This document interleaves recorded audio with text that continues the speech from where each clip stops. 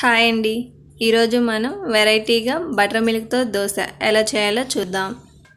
దోశకి కావాల్సిన పదార్థాలను చూద్దాం. ఇప్పుడు నేను 1 కప్ బ్రౌన్ రైస్ తీసుకున్నాను. మీరు మామూలు రైస్ లేదా ముడి బియ్యం ఉన్నా కానీ తీసుకోవచ్చు. వీటిని శుభ్రంగా కడుక్కొని ఒక బౌల్లోకి తీసుకోవాలి. అందులో 1 టీ స్పూన్ పచ్చెనగపప్పును వేసుకోవాలి. ఇప్పుడు బియ్యం పూర్తిగా మునిగేంత వరకు మజ్జిగను పోసుకోవాలి. వీటిని నైట్ అంతా అలాగే నానబెట్టుకోవాలి. మార్నింగ్ వీటిని ఒకసారి కలుపుకొని దోసపిండిలాగా మిక్సీ పట్టుకోవాలి.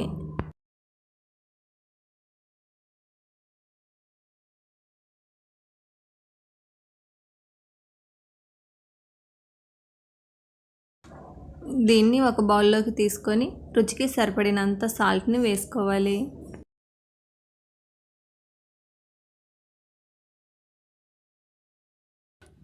ఇప్పుడు మనం దోశ ప్యాన్ హీట్ అయ్యాక దోశలు పోసుకోవాలి.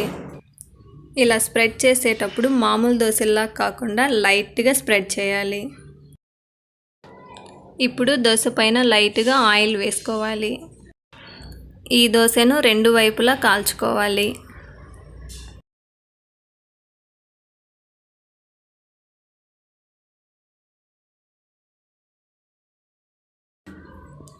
ఇప్పుడు నేను ఇంకొక దోశను పోసి చూపిస్తాను, చూడండి.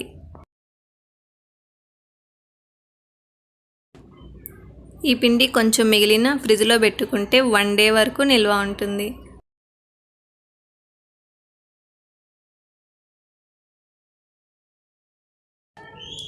ఈ దోశలు చాలా సాఫ్ట్గా, స్పాంజీ లాగా, మెత్తగా చాలా బాగుంటాయి.